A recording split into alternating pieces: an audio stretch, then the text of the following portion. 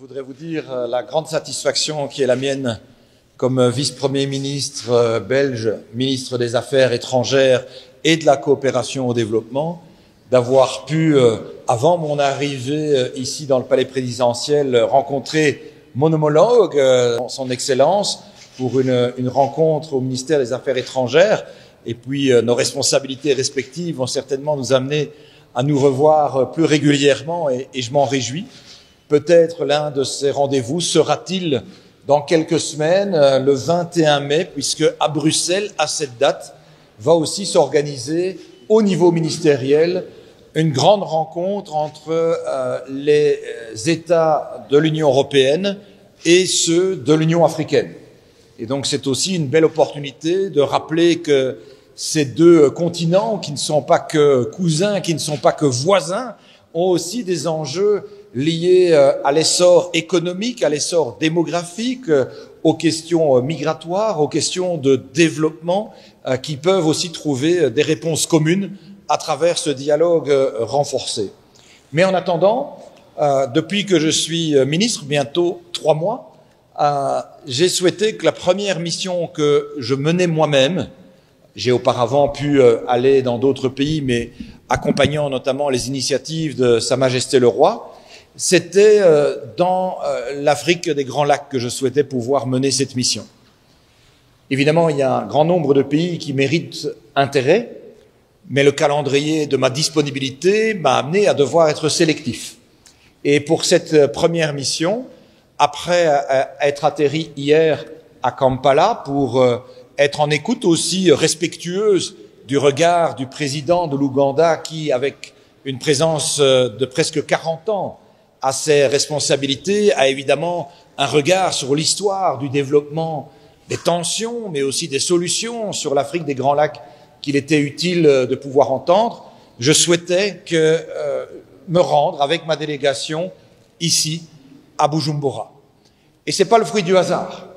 C'est parce qu'il y a une volonté double dans mon ambition. La première, c'est de pouvoir rappeler qu'aux yeux de la Belgique, nous avons ici, avec le Burundi, un acteur qui compte. Un acteur qui a toujours compté et avec lequel il faudra continuer de compter pour pouvoir être un acteur de solution et de pacification dans la région des Grands Lacs et aussi, on le sait, singulièrement à l'est du Congo. Vous savez la préoccupation de la Belgique pour les exactions qui y sont commises, pour les violences qui sont vécues, pour les drames humains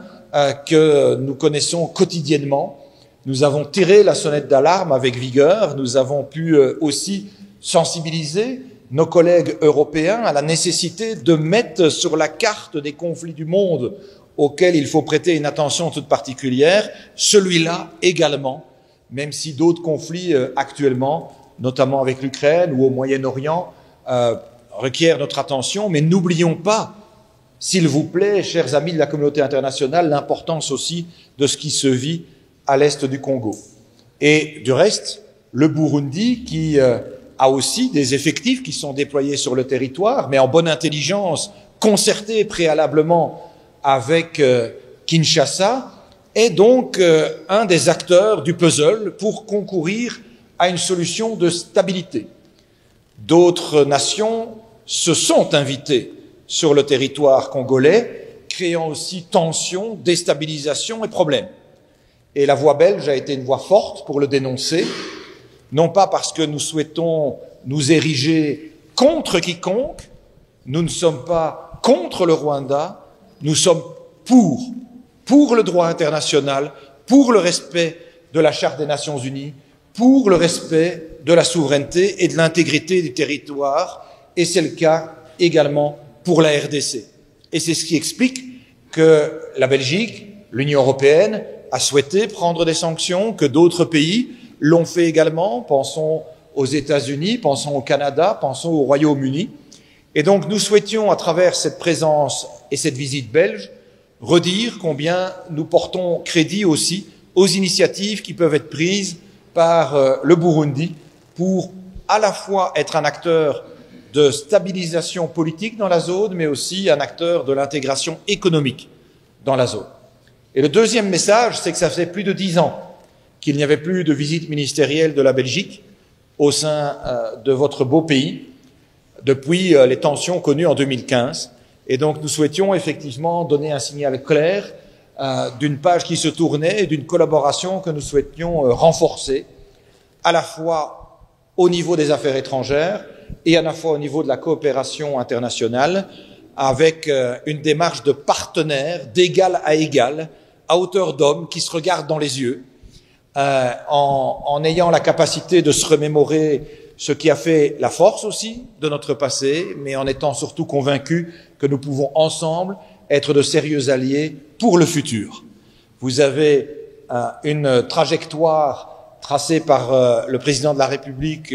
d'ici 2040-2060 pour le redressement socio-économique du Burundi. Mais tout le concours que la Belgique pourra y apporter, respectueusement, sincèrement, mais aussi volontairement, nous l'apporterons bien entendu.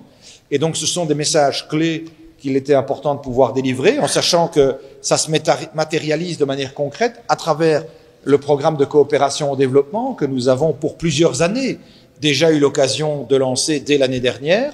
à travers aussi une offre qui est faite pour pouvoir, comme nous le faisons à l'égard d'autres pays africains, former une série de vos officiers de votre armée, pour pouvoir aussi avoir ces échanges d'expérience et d'expertise qui permettent effectivement de renforcer les capacités de tous les pays, et en l'occurrence celui du Burundi. C'est une main qui a été proposée et qui, je le pense, va être saisie avec beaucoup d'intérêt de la part de mon homologue. Et donc voilà en quelques mots les messages clés que je souhaitais pouvoir vous partager, en me réjouissant de l'excellent entretien que j'ai pu avoir avec son éminence le président de la République, et avec lui et ses conseillers, des perspectives réjouissantes qui s'ouvrent. Il a rappelé que le Burundi était un pays d'espoir et un pays de paix, pacificateur. Je pense que ce sont évidemment des engagements auxquels on peut totalement souscrire, et c'est dans cet esprit en tout cas que nous souhaitons renforcer le dialogue bien au-delà de simplement le renouer.